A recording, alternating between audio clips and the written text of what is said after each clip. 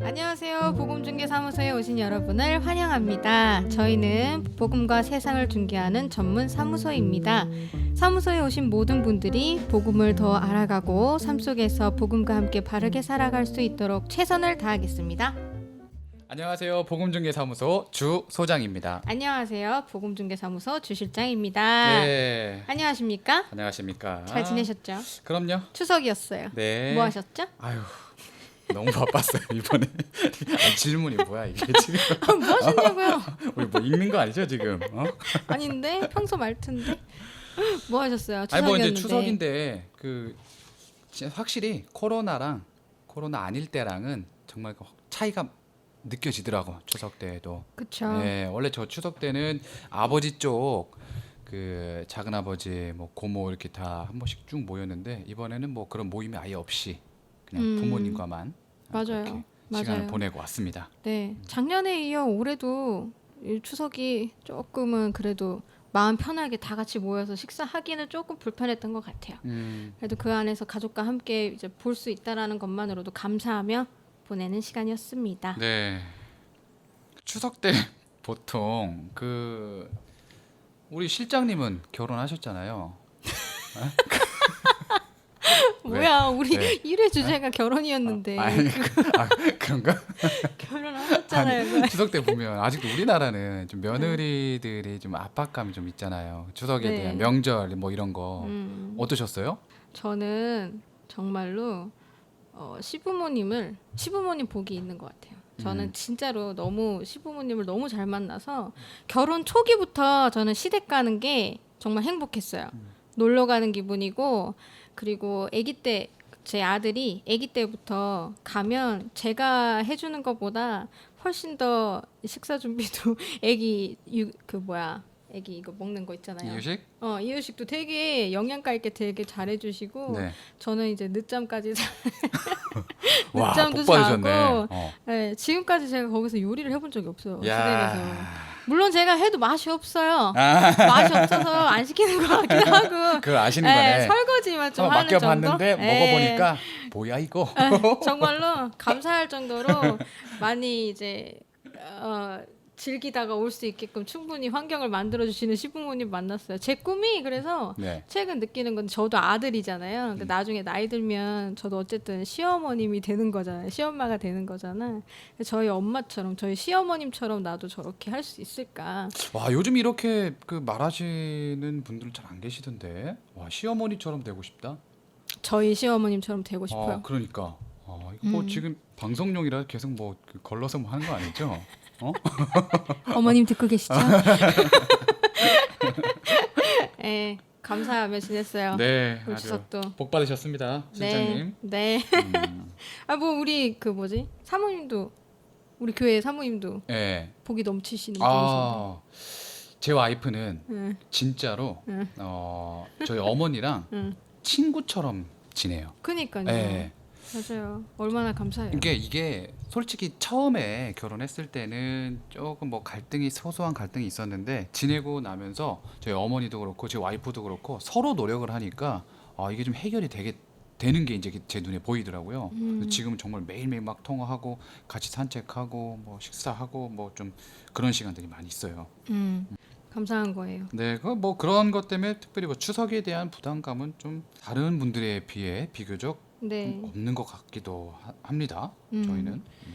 기독교 집안이라서 또 가장 큰 행사를 안 해도 되잖아요. 제사. 그렇죠. 며느리들의 가장 불편한 그 시댁 가기 가장 불편한 부분 중에 하나가 원인 중에 하나가 일단 제사 행사 네. 부분들 그런 거 며느리들이 조금 힘들게 준비해야 되는 부분들이 스트레스니까. 근데 일단 기독교 집안에서는 그런 부분이 없어서 여러모로 감사합니다. 그렇습니다. 자, 오늘 주제를 또 들어가 봐야 되겠죠? 네. 자, 일단 저희 복음중개사무소는 의뢰인들께 의뢰를 받아 중개를 하는 전문 사무소인데요. 교회에서 질문하지 못했던 고민들, 세상에서 그리스도인으로 살면서 부딪혔던 갈등들, 복음의 관점에서 궁금했던 것들, 이런 모든 이야기들을 때로는 유쾌하게, 때로는 진지하게 이야기해 보려고 합니다. 자, 오늘의 주제는 믿지 않는 부모와 믿는 부모와의 갈등입니다. 네. 자, 이게 무슨 말인가요? 어떤 갈등인 거죠? 자, 일단 자녀가 믿고 있는데 네. 믿지 않는 부모와 함께 살 때 나타나는 갈등. 아, 자녀가 믿고 있어요. 교회를 다녀요. 네. 근데 부모님은 교회를 안 다녀. 네. 이런 갈등 하나. 그다음에 그리고 믿는 자녀, 믿는 부모인데 이 믿는 부모님의 아, 신앙이 네네네네. 자녀 입장에서 볼 때 굉장히 음. 좀 고차원적이라고 해야 될까? 이럴 경우에 생기는 갈등을 아, 힘들죠. 오늘 좀, 힘들어요. 어떻게 아, 해결을 말만 해야 들어도 될 힘들어요. 것인지. 음. 쉽지 않습니다. 자, 먼저 믿지 않는 부모와의 갈등에 대해서 한번 이야기를 나눠볼게요. 네. 자, 믿지 않는 부모, 그러니까 자식이 먼저 교회를 접하게 되는 거잖아요. 교회를 가게 되는 거죠. 네. 믿음이 먼저 생기고 부모님보다 교회를 먼저 다니게 되는 케이스인데 네. 사실 제 주변에는 이런 케이스가 딱 한 번 있어요. 보통은 이제 부모님이 먼저 교회를 다니시고 자녀분들에게 이제 그 믿음을 이제 강요를 하시거나 아니면 교회를 같이 가자라고 설득해서 다니게 되는 케이스를 좀 많이 봤기 때문에 저는 사실 자식이 먼저 교회를 다니고 믿음이 생기는 가정을 주변에서 많이 보지는 못했던 것 같아요. 어떠세요? 주변에 이런 케이스가 있나요? 되게 다양한 케이스가 있거든요. 제 주변에도. 그러니까 부모님은 이제 믿음이 생기셔서 교회를 다니는데 처음에는 자녀를 데리고 와요. 근데 자녀가 좀 사춘기 정도 되니까 아, 그렇죠. 자녀는 뭐 다녀도 뭐 믿음이란 확신이 뭐 생기지 않아서 그냥 도중에 안 다니는 그런 그 가정도 있고 또는 자녀만 믿고 부모님은 끝까지 믿음이 안 생기는 상태로 그렇게 이제 가는 부모도 맞네요. 있고 그 맞네요. 가운데 갈등들이 상당히 많이 있더라고요. 소장님 댁은 어때요? 부모님이 먼저 교회를 다니셨나요? 아니면은 소장님이 먼저 교회를 다니셨나요? 저희 부모님이 먼저 다니셨어요. 아, 예, 저 낳기 이전부터 저희 부모님께서 먼저 교회를 다니셨고 저는 모태신앙이에요. 그래서 태어나자마자 이제 유아 세례 받고 그리고 쭉 신앙생활을 같이 해오시고 집사님, 그러니까 이 주집사님, 저희 아버지 예, 아버님도 그러면 교회를 먼저 다니신 거예요? 원래 먼저 다니셨는데 근데 아하. 사업을 하실 때 아하. 여러 그리스도인들에게 좀 사기를 많이 당하셨어요. 편견이 생기셨겠다. 그러니까 이제 선입견이. 한두 번도 아니고 사업상의 문제가 걸려서 크게 손해를 보다 보니까 근데 그 사기를 치신 분들이 뭐 장로님 어디 큰 교회 뭐 이런 장로님이나 뭐 아니. 이런 분들이 많다 보니까 좀 회의감을 느끼셔가지고 저희 아버지는 중간에 잠깐 신앙, 믿음을 신앙을 좀 쉬시고 치셨구나. 근데 어머니는 그래도 끝까지 다니시다가 나중에 저희 아버지는 다시 믿게 된 케이스죠. 그 가운데 뭐 갈등이 되게 많이 있으셨어요. 저희 부모님도 그런 문제로. 아, 그러면은 아버님이 교회에 대한 불신이 생기시고 어머님은 그 안에서 믿음을 지키시는 과정이 쉽진 않으셨겠어요. 대단히 어려웠습니다. 그때 자녀로서 어떠셨어요? 되게 힘들었죠. 소장님은 어머니께서는 그때 그러면 네. 그 어머님을 이해하시는 편이 더 강하셨던 거예요? 그렇죠. 아무래도 저도 일단 근데 어렸을 때라서 어머니를 좀 그 더 이해해야 되겠다라는 뭐 그런 쪽보다는 그냥 서로 갈등이 없으셨으면 좋겠다라는 이제 그런 마음만 있었고 저도 실제로 뭐 이게 믿음인가 했을 때는 한 고등학교 더 후에 뭐 그때쯤이라서 그 전까지는 뭐 별 생각 없이 다녔던 것 같아요, 사실. 저도. 저도 이런 케이스인데, 그러니까 저는 제가 먼저 교회를 다녔다는 게 아니라 믿지 않는 부와 모의 갈등 사이에 중간에 있었어요. 자녀로서 저도 마찬가지로. 두 분 다 믿지 않으셨다. 네, 근데 저희 이제 외가 쪽이 기독교 집안인데 독실하신 분들이 많으세요. 이모분 특히 이제 목사님 두 분 계시고 사촌들도 이제 신학대 나오시고 그런 분들이 많으신데 저희 엄마가 막내예요. 그 중에 7남매 중에 막내인데 저희 엄마만 교회를 안 다니셨던 거예요. 그래서 이제 그럼에도 불구하고 이제 엄마가 이제 뒤늦게 믿음이 생기셔서 교회를 다니기 시작하셨는데 이제 아빠랑 갈등이 이제 그때부터 생겼던 거죠. 네. 근데 저는 사실 성격이 이래라 하면 이래라 하는 편이고 저래라 하면 저래라 저도 그래요. 네, 저도 좀 하는 비슷해요. 편이라 네. 그냥 엄마가 교회 가자 하면 그냥 가긴 했어요. 믿음이 있거나 없거나 뭐 그런 거랑 상관없이 이렇게 자꾸 갈등이 생기니까 그냥 엄마가 하자는 대로 했는데 아빠도 그때 교회를 같이 다니시긴 했어요.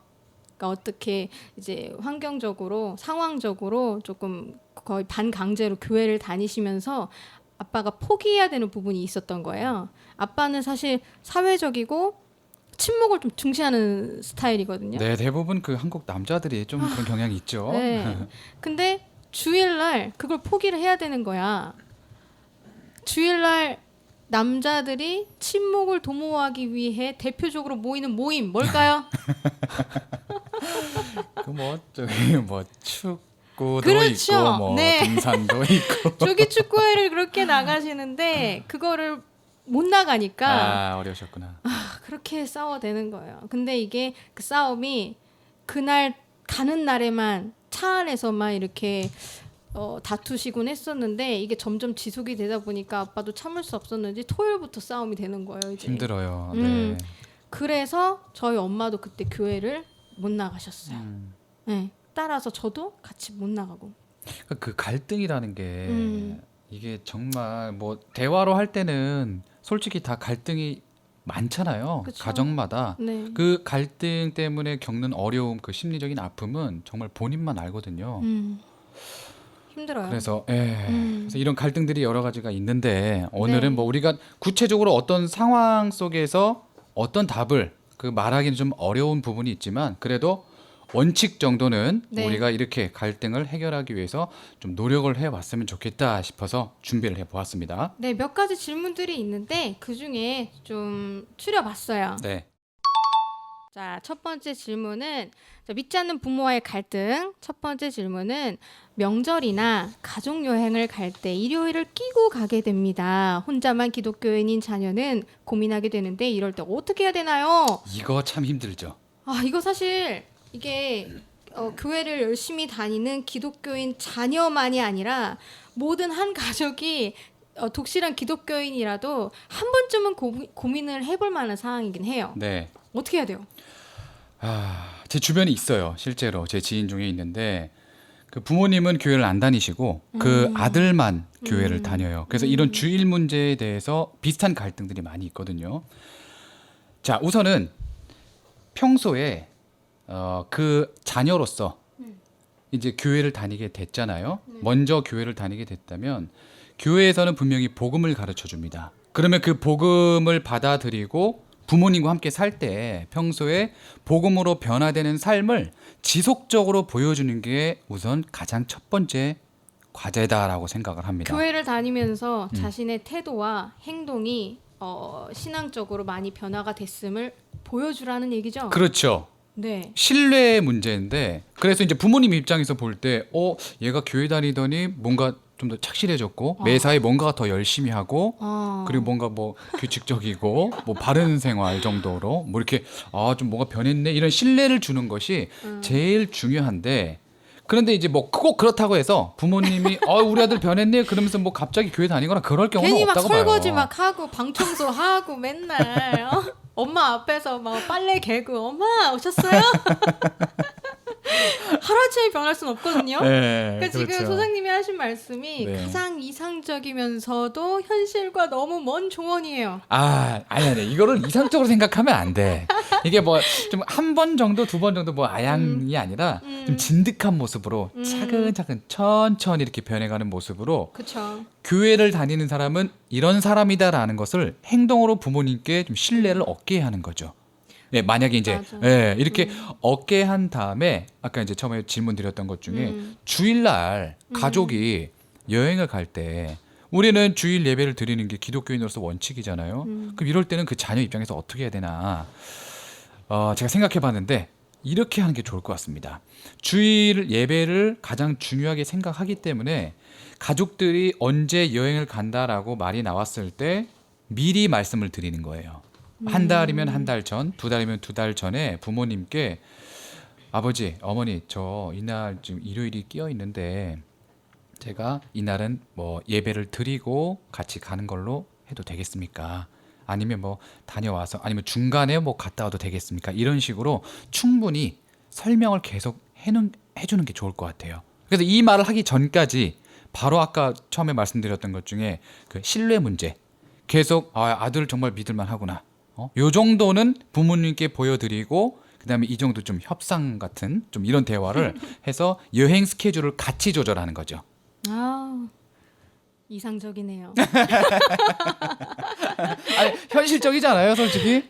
현실적이긴 한데 네. 이게 서로 그동안에 교회 관련된 부분들을 떠나서 평소에 대화를 많이 하고 서로의 의견을 존중하는 가정에서는 충분히 가능해요. 가능하다. 충분히 가능한데 그렇지 않은 가정들이 사실은 많아요. 네. 그렇지 어렵죠. 않은 그럼에도 불구하고 지금 우리 소장님께서 말씀하신 게 그대로 실현되는 제 주변 지인을 본 적이 있어요. 그런가요? 제 주변 지인이 부모님이 정말 돈이 많으세요. 건축회사를 운영하시는 사장님이신데 돈도 많으시고 아버지 같은 경우에는 술을 굉장히 좋아하세요. 그리고 건축회사를 운영하시다 보니까 입도 되게 거치세요. 행동도 거칠고 뭐 하나 실수하면 이제 입에 담기 조금 힘든 정도의 욕을 많이 거치시구나. 딸한테 많이 하셨어요. 예. 많이 하시고 행동도 집어 던지시고 이런 게 일상 다반사였던 그런 제가 아는 언니가 있는데 그 언니가 이제 믿음이 생기고 믿음 생활을 하면서 이게 정말로 행복한 삶이다라는 걸 깨닫고 나더니 우리 부모님도 진짜 천국을 가셨으면 좋겠고 우리 부모님도 믿음이 생기셨으면 좋겠다라는 희망사항이 생긴 거예요, 나름에. 네. 근데 아까도 말씀드렸다시피 나이 드신 부모님을 교회에 다니게끔 만드는 건 정말 힘든 거예요.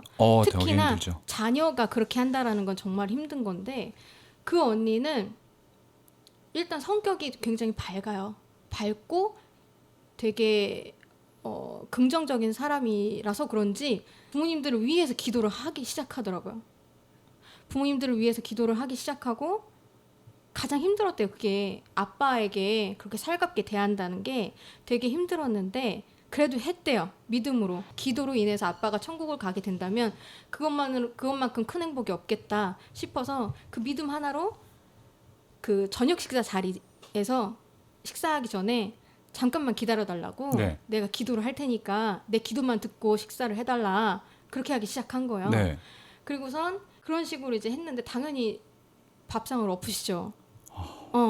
뭐 하는 짓이냐고. 그러면서 이제 쌍욕을 하시면서 밥상을 엎으시고 그랬대요. 그럼에도 불구하고 기도를 계속 하셨대요. 계속 하고 그리고 며칠 있다가 그분이 또 음주운전을 많이 하셨어요. 음주운전을 많이 하시고 그게 한 3회차? 4회차 됐는데 그때는 이제 음주운전 횟수가요? 실형이래요. 네. 감옥을 가야 된다고 하더라고요. 네. 잘 모르는데 거기서도 기도를 한 거예요. 아빠 손을 잡고 아빠가 변화되기를 바란다. 아빠가 교회 가기를 바란다. 아빠가 주님을 만나길 바래요. 기도를 한 거예요. 아빠도 힘드셨겠죠, 거기서. 그럼에도 불구하고 변하진 않으셨는데 네. 지금 7년이 지났어요. 제가 그 언니를 알고 그 얘기를 듣고 나서 시간이 거의 7, 8년 정도가 지났는데 교회를 나가진 않으세요. 그런데 기도는 하세요. 기도를 한다. 일단 기도를 아버지께서 하시기 시작했대요. 네.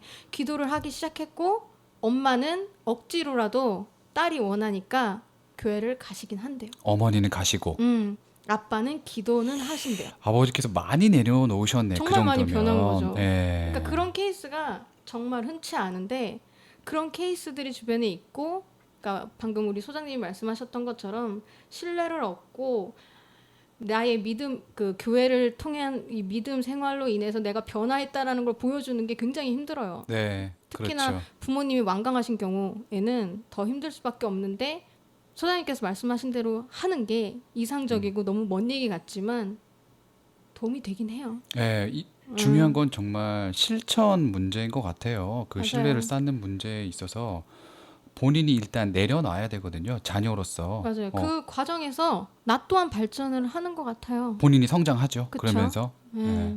맞아요. 그러다가 물론 이게 지혜의 문제이기 때문에 어떤 방법으로 부모님께 신뢰를 드려야 될지는 정말 이건 구체적으로 대답은 하기가 굉장히 어려워요. 아까 처음에 말씀드렸던 것처럼 다 상황이 달라요. 그리고 그 부모는 그 자식이 제일 잘 알아요. 그렇기 때문에 내 부모에게는 어떤 식으로 해야 될까?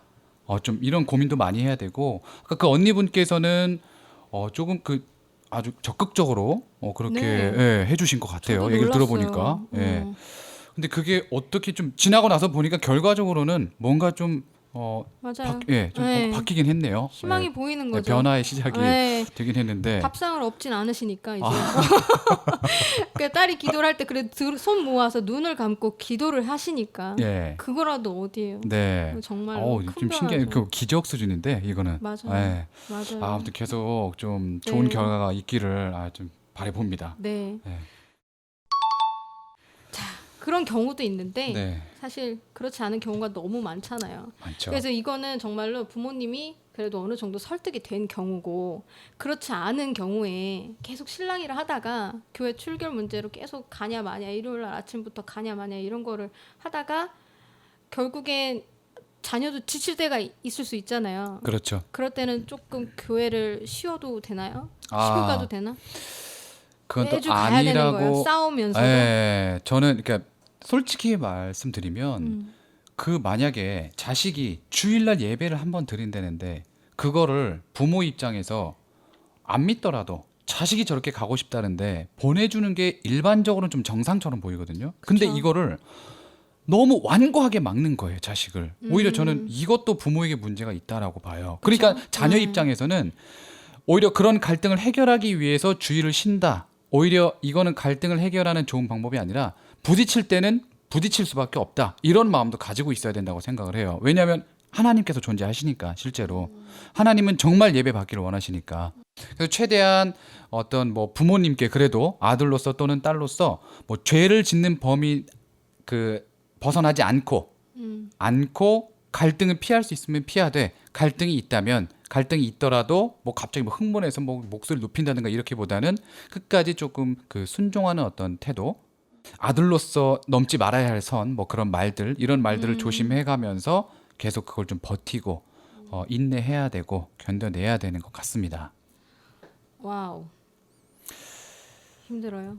힘들죠. 이 갈등이 해결된다면 이 세상에 뭐 다 쉽죠. 갈등이 쉽게 해결되면 무슨 고민거리가 있겠습니까, 사실은. 네.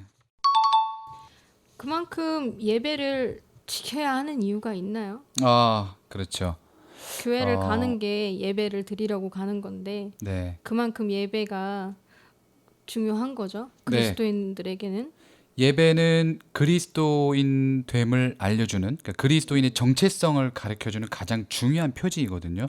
세례를 받고 하나님의 백성인데 예배를 안 드린다? 이거는 그리스도인이 아니다라고 말할 수 있을 정도로 예배는 그 기독교 신앙의 가장 핵심적인 부분입니다.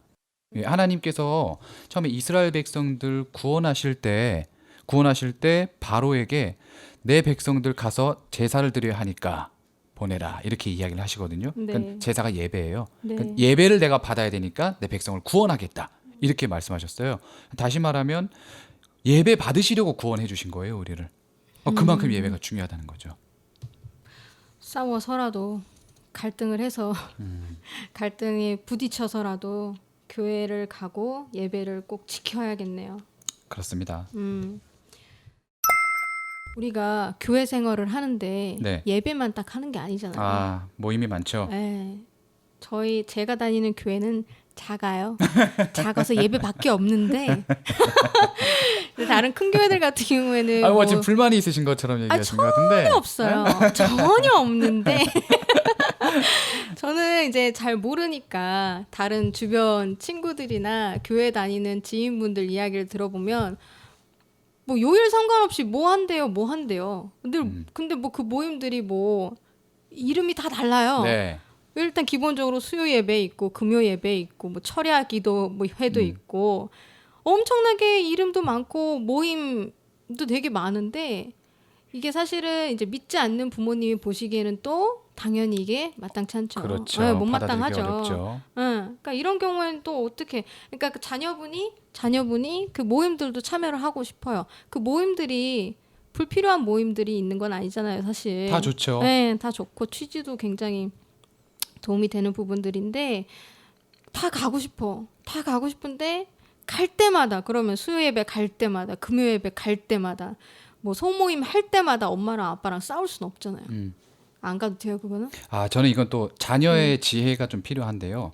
아까 말씀드렸던 것처럼 예배, 그러니까 주일 예배가 가장 중요하거든요. 이거는 양보할 수 없는 문제예요. 근데 그 이외의 모임들이 있잖아요. 뭐 찬양 집회도 있을 수 있고 철야 예배, 수요 뭐 새벽 예배, 새벽 기도회 뭐 이런 게 있을 수 있는데 이런 문제들은 부모님과 아니면 이 교회 모임과 좀 조절할 필요는 있다라고 생각합니다. 그러니까 이 부모님을 믿지 않는 부모님을 지금 가정해서 말씀드리는 거예요. 그쵸. 예. 그러니까 제일 중요한 예배는 꼭 참석을 하되 그 이외의 모임은 부모님 입장도 한번 생각을 해보고 그리고 이 교회 입장도 생각을 해보고 이렇게 좀 서로 대화를 해가면서 조절할 필요는 있다고 생각을 해요. 근데 좀 더 나아가서 말씀드리면 일단 부모님이 믿지 않기 때문에 제가 그 자녀라면 우선 교회에서 책임을 져야 하는 그 봉사 직무가 있거든요. 예를 들어서 뭐 주일학교 선생님 또는 뭐 찬양 집회에서 뭐 악기팀이라든가 그럼 내가 갑자기 빠져버리면은 이건 갑자기 큰 뭐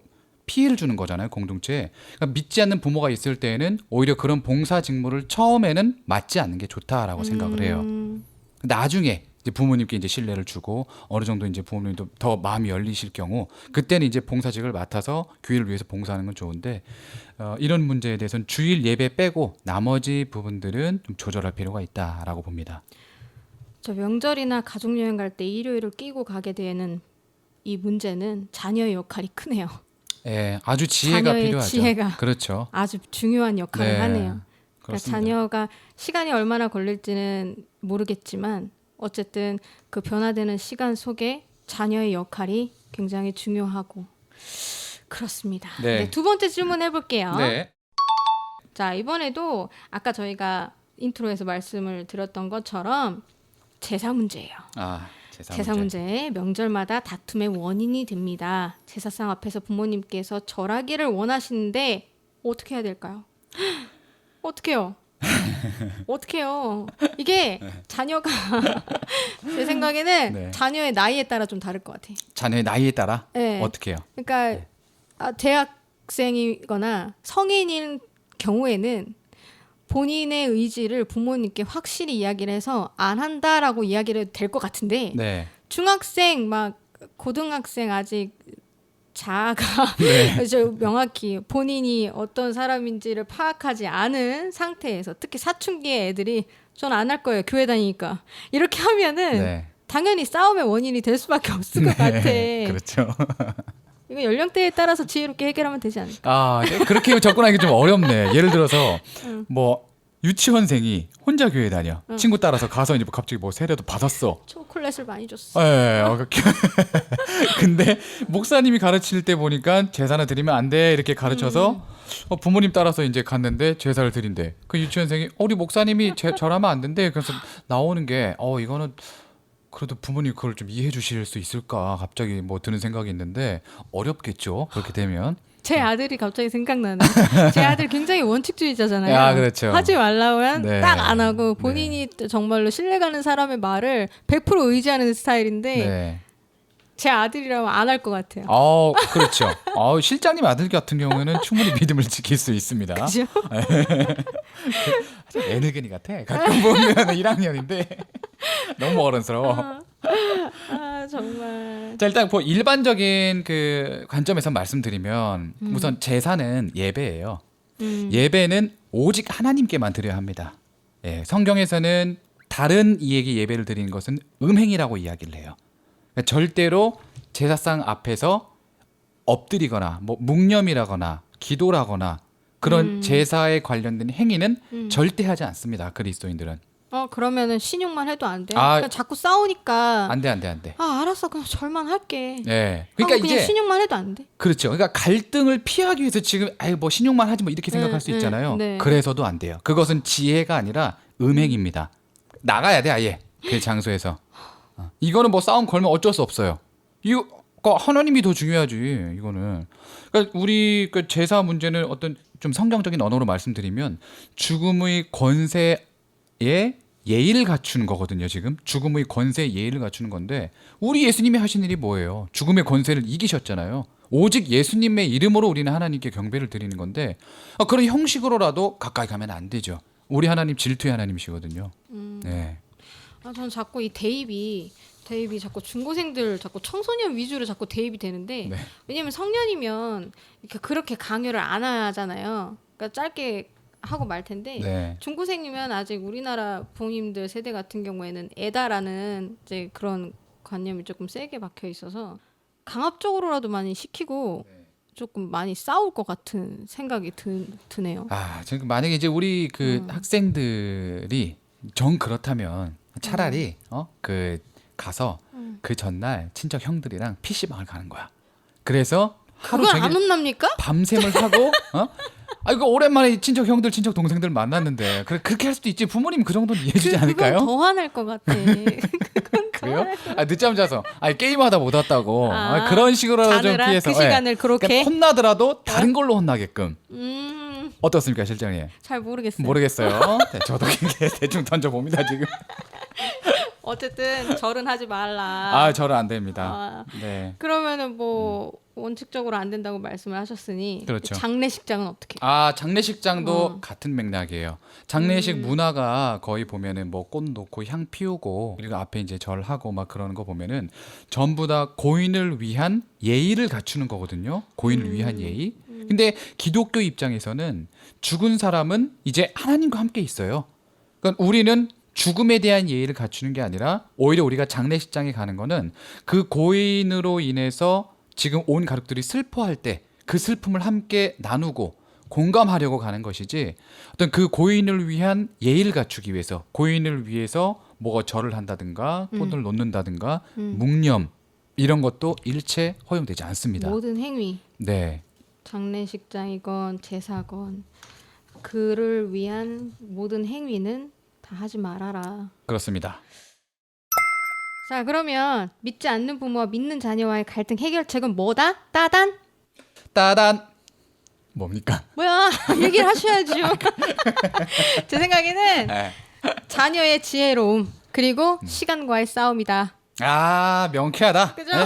자녀의 지혜와 네. 시간과의 싸움. 결국 이제 어쩔 지혜와 수 인내라는 없어요. 말씀이시죠? 네. 맞습니다. 어쩔 수 없어요. 네. 네, 이거는 부모님을 변화시킨다라는 건 왜냐면 부모님은 나이가 저희보다도 20-30년은 더 사신 분이잖아요. 맞아요. 나름의 본인만의 그 진리가 있을 거고 세상을 살아가는 그런 가치관들이 어느 정도 이렇게 다 박혀 있을 거란 말이에요. 그거를 바꾸기란 정말 쉽지 않아요. 그러니까 이거를 아까 전에 이제 소장님이 조언을 해주셨던 것처럼 본인의 신앙 생활을 토대로 해서 부모님을 아주 조금씩 변화시키는 그렇죠. 그게 얼마나 걸릴지 모르겠지만 네. 지혜롭게 상황들을 잘 헤쳐나가는 방법밖에는 없다. 네.